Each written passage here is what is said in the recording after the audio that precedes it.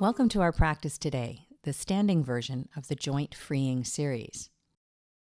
The Joint Freeing Series is a wonderful way to lubricate each one of your joints from the bottom up, preparing you for other yoga practices or just to get out and enjoy your day. Begin in mountain pose near the front of your mat. Breathing in and breathing out. You might like to bring the hands to the heart, a gesture of reverence and gratitude to this beautiful body. Take your awareness, please, down to your toes and wiggle and stretch your toes, moving them in all the different places that you can think of. We'll move from the toes to thinking about the ankles. So rolling onto the outside edges of your feet, the inside edges of the feet.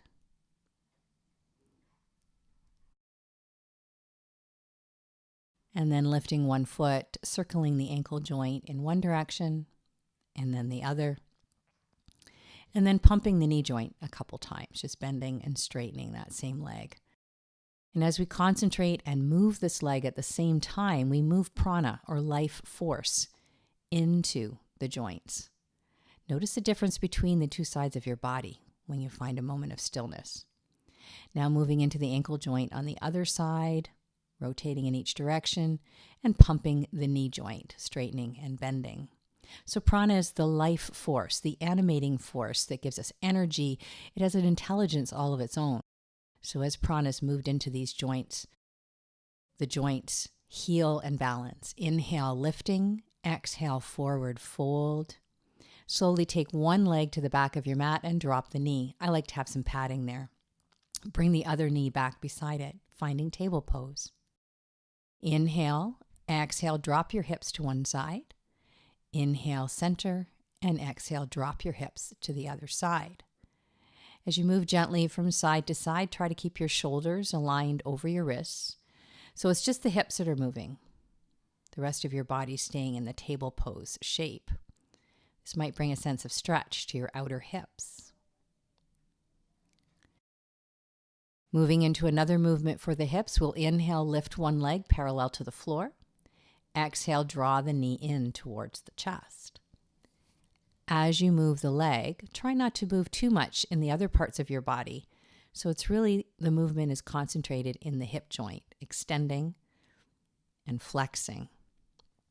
Breathing in and breathing out. Notice the difference between the two sides of the body. When you're ready, we'll move to the other leg. Inhale, lift. Exhale, squeeze. Breathing patiently and moving with the rhythm of your breath. Noticing the movement through your hip joint.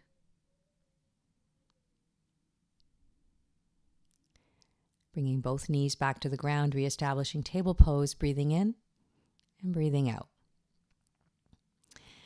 Sitting back now, stretching your legs out in front of you. So your legs are straight towards the front of your mat.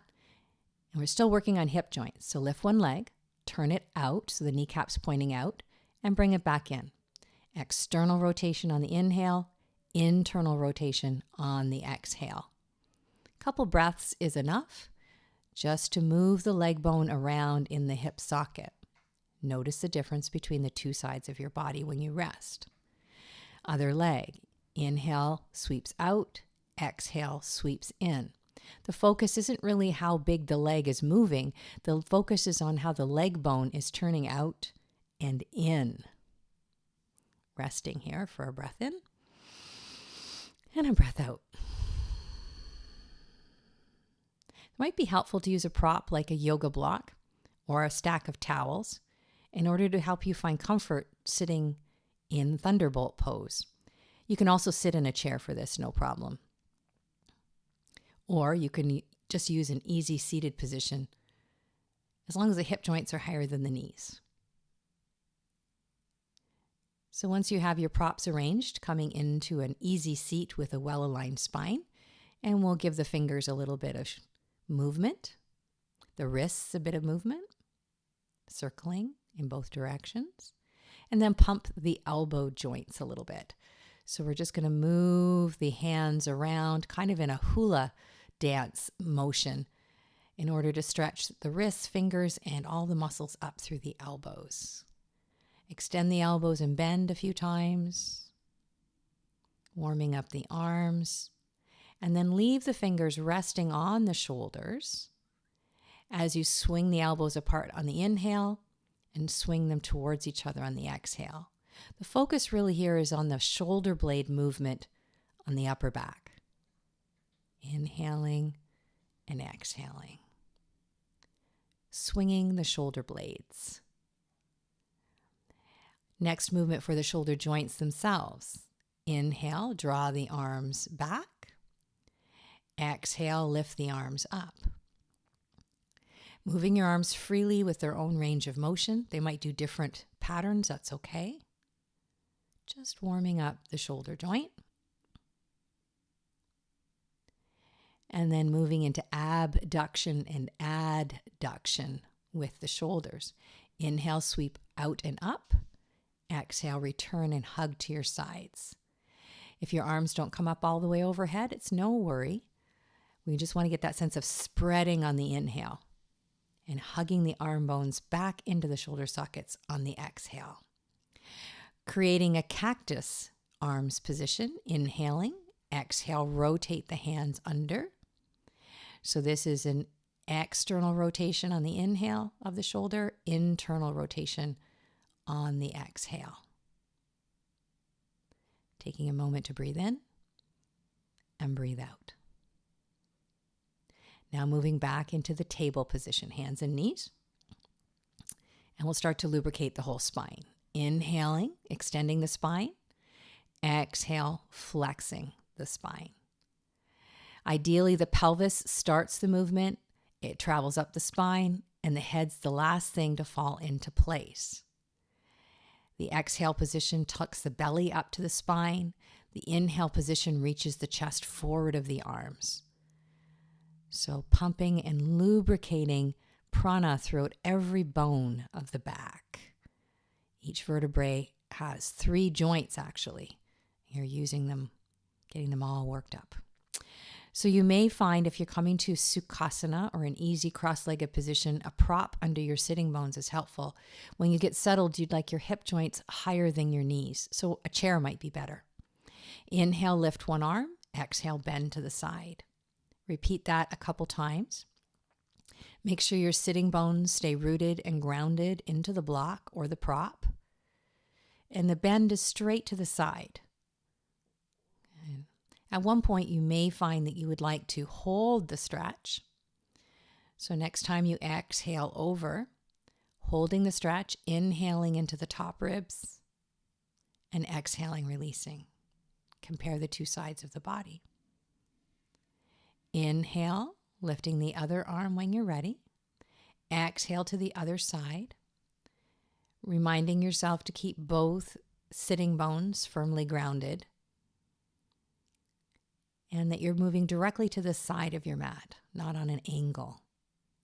This really opens up the length of the waist, stretches the whole side body, makes more room. If you feel like holding the stretch, now would be the time, taking a breath in to expand the rib cage, exhaling, releasing. Breathing in and breathing out. Inhale again.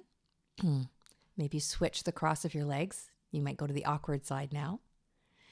Inhale to really extend the spine. Exhale, rotate gently. Inhale to center. Exhale, rotate to the other side. So the triangle of your legs form a firm base. Sitting bones do not wiggle whatever on the block.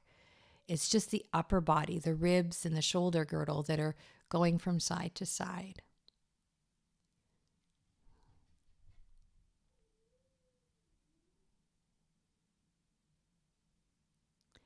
After you've balanced going to each side an equal number of times, come back to the center.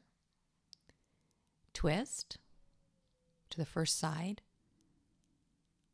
Keep your gaze fixed on something you can see easily, but turn your head so your eyes stay fixed as you turn your head forward.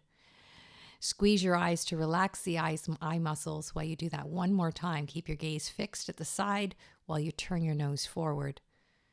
Squeeze the eyes, relax the face, come back to center. Breathe in and breathe out. Twist to the second side on your exhale and repeat.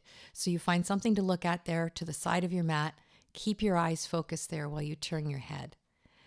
This kind of releases your eyes from the pressure to always follow where your head is pointed. This can release a lot of deep tension, not just in the neck, shoulders, and face, but also in the brain. Come back to center after you do that for 3 times. Settle back into the breath. Bring your hands to your heart again. Reverence and gratitude to this beautiful body. Breathe in and breathe out. Namaste.